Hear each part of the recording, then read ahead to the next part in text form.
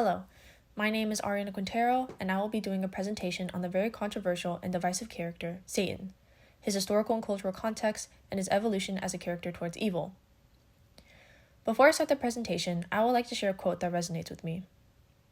Satan as a character has always fascinated me, not because he's a character I myself have identified with, but because my entire existence has been compared to him in some way, shape, or form.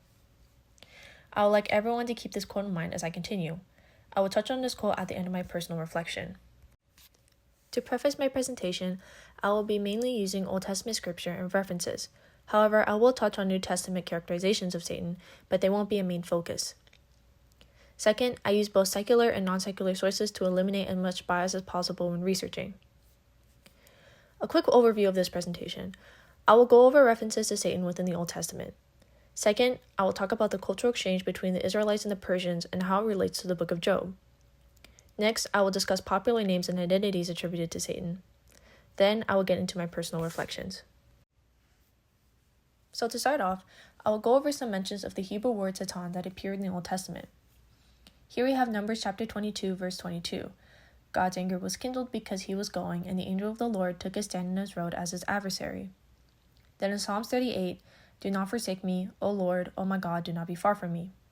Finally, 1 Kings chapter 5, verse 4, but now the Lord my God has given me rest on every side. There is neither adversary nor misfortune. In case you need reminders of the context of each verse, in Numbers, Balaam is traveling with Moabite messengers to Balak, the king of Moab.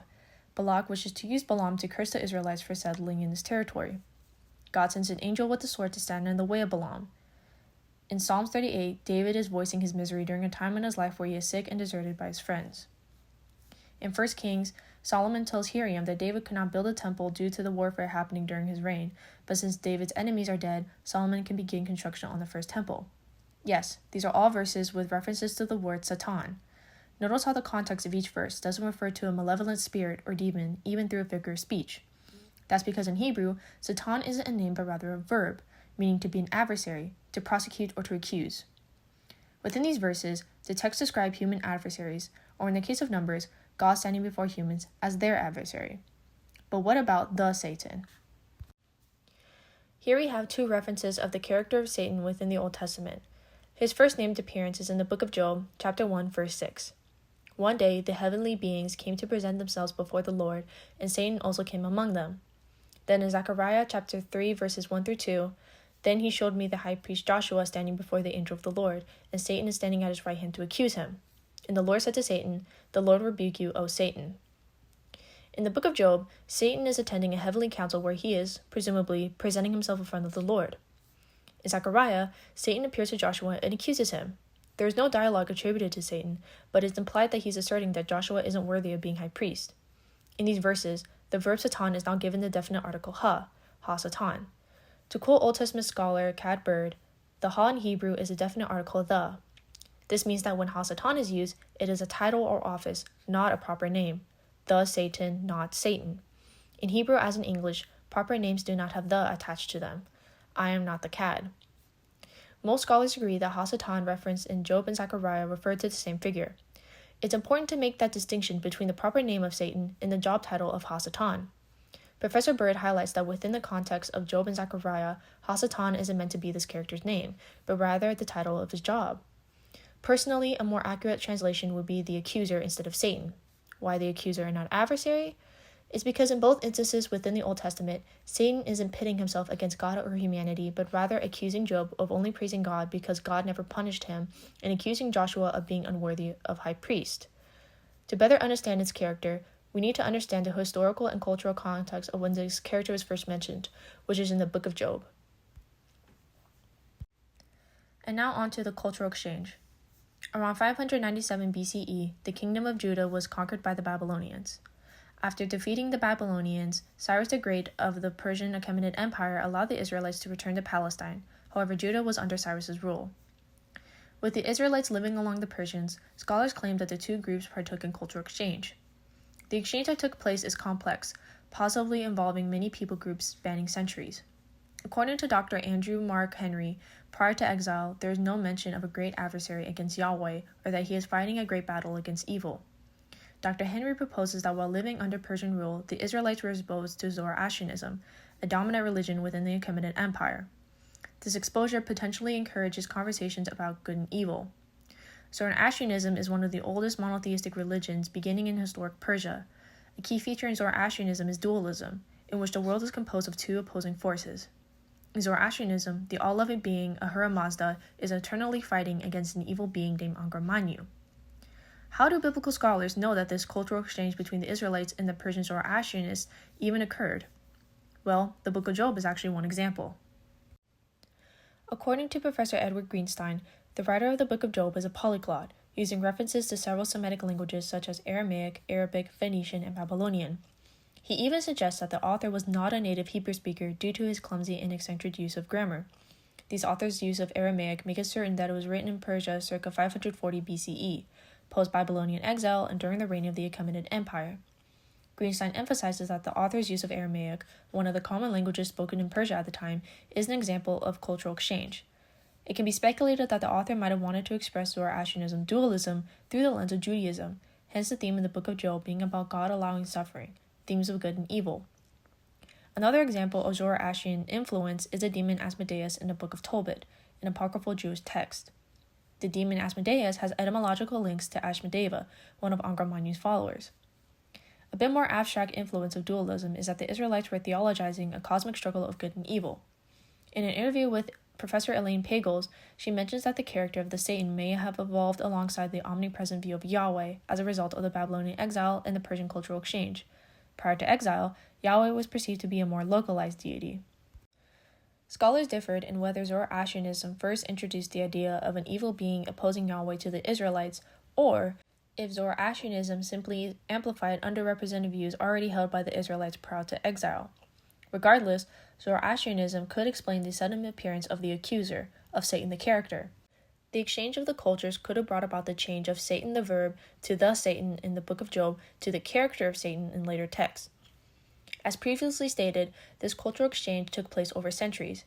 As mentioned by both Dr. Henry and Dr. Pagels, there was a shift in theology among the Israelites during their time under Persian rule. In the Book of Job, Satan isn't described as an evil adversary against God and was more likely a prosecutor doing his job. He requires permission to act, and God gives him the okay to make Job suffer. This doesn't align with Satan being the personification of evil and going against God to spread wickedness. It's probable that the author only used this character as a catalyst for the story, since the main bulk of the story of Job focuses on the philosophies of God's actions rather than God fighting against an evil force. Views of Satan within a particular denomination can vary wildly, and it's certain that the views of his character also differed during biblical times. To some, Hasatan was simply a lawyer, doing his job at testing faith of the righteous at God's behalf. To others, Hasatan seemed to only target those who are righteous, tempting the righteous to sin. It is this ambiguous nature of Hasatan that implemented ideas to him being God's adversary. And now we can look at some popular names and identities attributed to Satan. Some of you may point out that the serpent was Satan's first appearance in the Bible. However, as far as I can tell, the serpent present in Genesis that tempted Eve doesn't use the verb Satan or use Hasatan as a descriptor. Hasatan is never referenced as a snake or serpent in his appearance in the Book of Job or Zechariah. He is simply the accuser. Dr. Henry mentions that Satan within the Book of Job and Zechariah doesn't match up to later New Testament interpretations of the character.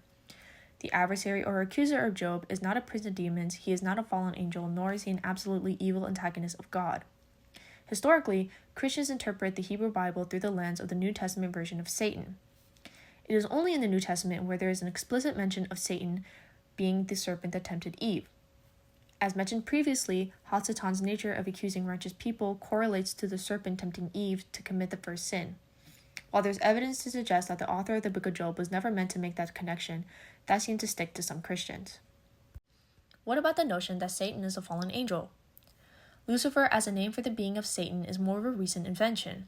The one and only mention of the word Lucifer is in Isaiah chapter 14, verses 12 through 15 in the King James Version. How art thou fallen from heaven, O Lucifer, son of the morning?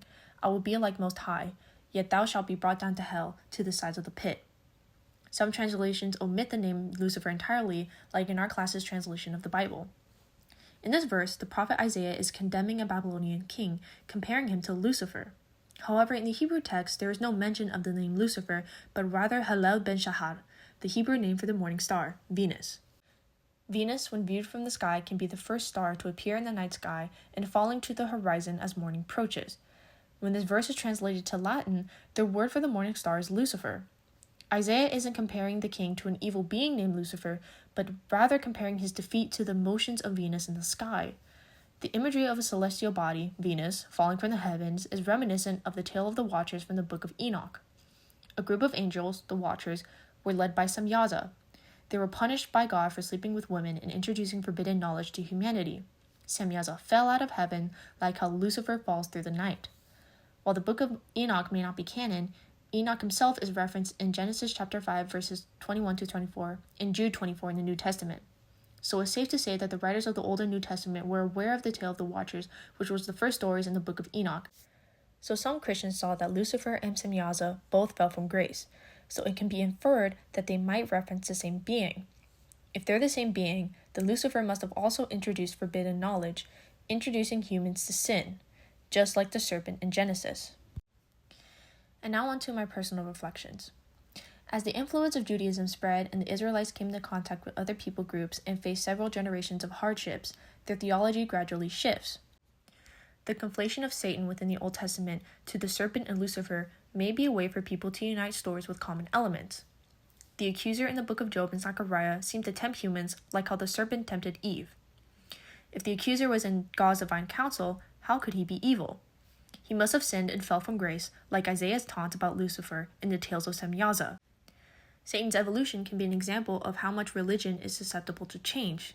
It's very possible that early Israelites had no idea Yahweh even had a great evil adversary.